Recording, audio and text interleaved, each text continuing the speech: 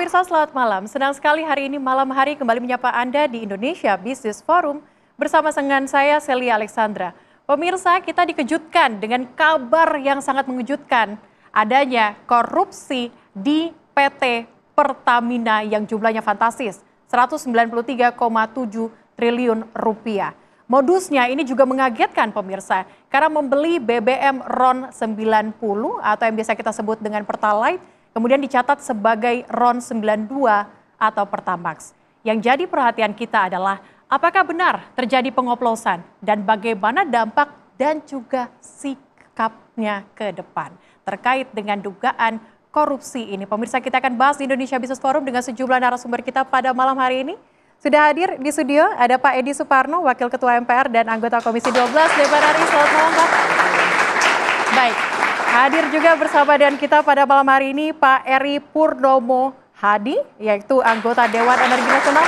Mic-nya boleh dipakai, Pak? Mic-nya boleh dipakai, Pak. Selamat malam. Selamat malam, Assalamualaikum warahmatullahi wabarakatuh. Waalaikumsalam warahmatullahi wabarakatuh, Pak. Baik, hadir juga bersama dengan kita Pak Fitra Eri, influencer otomotif. Selamat malam, Pak. Selamat malam, Assalamualaikum warahmatullahi wabarakatuh. Baik, hadir juga Pak Abra Talatov, pengamat Indef. Selamat malam, Pak. Selamat malam, Mbak Celia. Karena ini kita ketahui juga ini menyangkut masyarakat, kita juga hadirkan untuk Anda pemirsa testimoni, yakni ada Pak Hendra Aziz Wiraswasta. Selamat malam, Pak. Selamat malam. Kita akan bahas pemirsa, usai informasi berikut untuk Anda.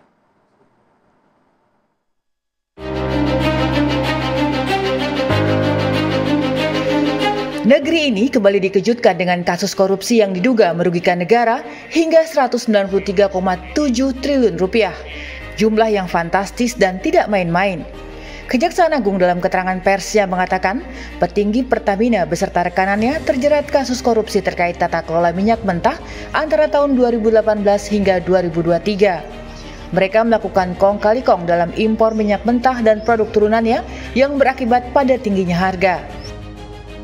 Untuk kegiatan pengadaan impor minyak mentah oleh PT Kilang Pertamina Internasional dan produk kilang oleh PT Pertamina Patraniaga, diperoleh fakta adanya perbuatan jahat atau mens rea yang bertujuan untuk mendapatkan keuntungan secara melawan hukum dan merugikan keuangan negara. Adanya beberapa perbuatan melawan hukum tersebut telah mengakibatkan adanya kerugian keuangan negara sekitar 197 triliun yang bersumber dari berbagai komponen.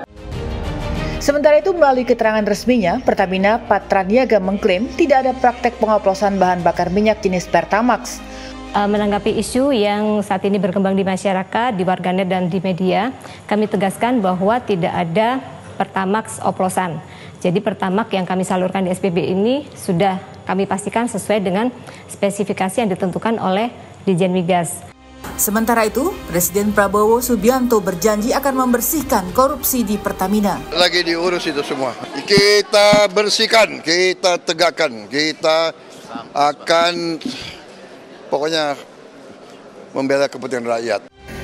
4 petinggi Pertamina Patraniaga dan Pertamina International Shipping serta 3 orang rekanannya ditetapkan menjadi tersangka.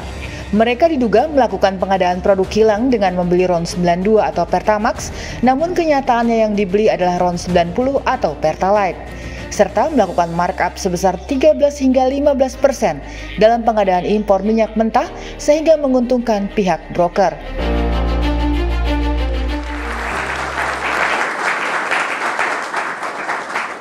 Oke, ini jadi perhatian kita pemirsa, karena pengguna Pertamax pasti sangat sedih dan juga merasa seperti ditipu dengan adanya dugaan kasus korupsi ini.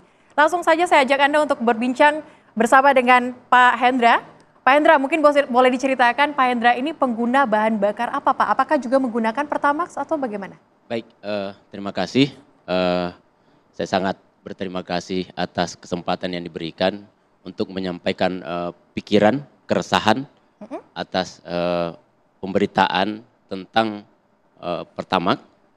Saya perlu sampaikan bahwa beberapa alasan saya menggunakan Pertamax. Yang pertama adalah pada saat itu saya merasa bahwa saya sudah tidak berhak untuk disubsidi oleh pemerintah sehingga saya membeli Pertamax. Saya menggantinya dan kemudian menggunakan Pertamax. Yang kedua, tentunya saya ingin mesin kendaraan saya lebih terawat, lebih awet sesuai dengan informasi yang beredar di masyarakat luas bahwa ketika menggunakan Pertamax mesin kendaraan kita akan lebih awet.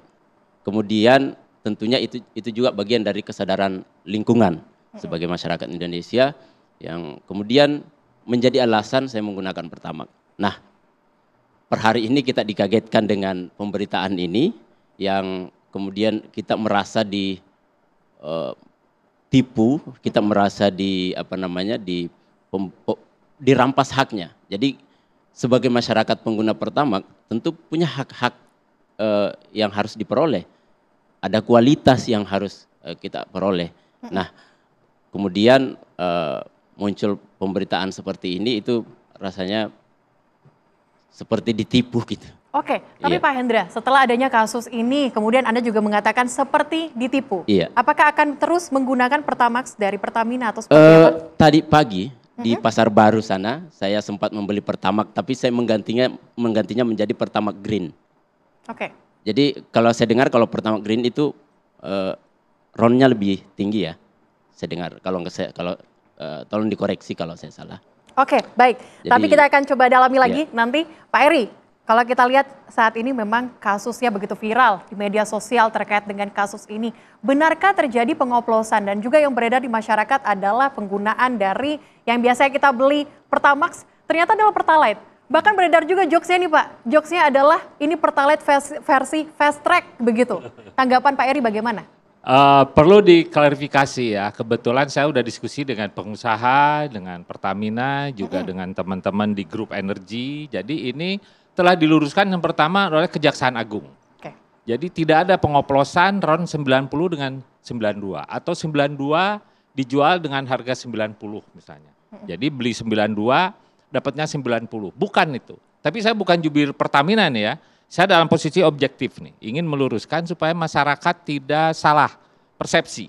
Ini kan persepsi nih, beritanya kan sebetulnya korupsi. Beritanya korupsi. Ada administrasi yang diklaim ke pemerintah, klaimnya tuh oktan 90. Iya. Padahal itu 92 gitu loh ya. Dan 92 ini kan porsinya kecil di penjualan di SPBU, per SPBU itu. Ya, kecil, tidak nyampe 10%.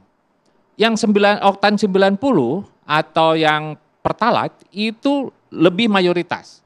Dan di SPBU itu sudah jelas, di dispensernya itu ada dispenser yang warna biru Pertamax, yang warna putih Pertalite. Jadi kalau kita ngisi, kita turun naik mobil, ya kita lihat, makanya wajib supir itu wajib turun kalau mengisi BBM itu. Tidak boleh duduk di belakang setir, harus turun, melihat, kemudian operator akan menyatakan mulai dari 0, senyum, sapa, salam, dan demikian dan seterusnya. Baru nozzle-nya diangkat. Bapak beli mana nih? Pertamax atau Pertalite? Baru masuk nozzle-nya. Kalau dia beli Pertamax, berapa liter, berapa jumlahnya, dibuka tangki bensinnya, masuklah nozzle Pertamax. Kalau beli Pertalite, masuk nozzle Pertalite. Dan tidak ada pencampuran itu. Karena di SPBU ini setiap hari begitu ada discharge dari mobil tangki ke tangki penimbunan, itu harus diambil sampling.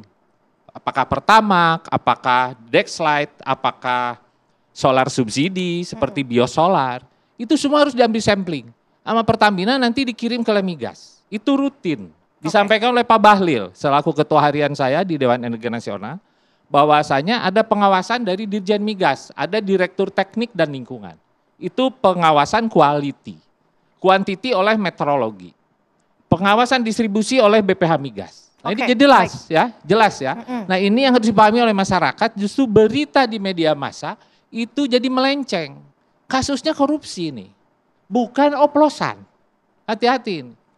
Kasus besarnya korupsi sebesar 193 triliun. Di dalamnya ada impor BBM, ada impor minyak mentah, dan ada penyalahgunaan dari Permen nomor 8 tahun 2018 yang diperbarui dengan Permen tahun 2021. Yang awalnya tahun 2018 itu mewajibkan Pertamina membeli crude produksi dalam negeri dari K3S, jadi wajibnya tidak ada. Pak Dadan kemarin selaku sekjen menjelaskan. Nah itu juga penyimpangan itu. Karena produksi ke dalam negeri kan harus semuanya diserap di dalam kilang dalam negeri. Oke, Pak, yang jadi perhatian kita saat ini adalah apakah ada pengusaha yang juga khawatir begitu terkait dengan kasus ini. Tapi jangan dijawab dulu Pak, usai jeda kami akan kembali untuk Anda pemirsa di Indonesia Business Forum.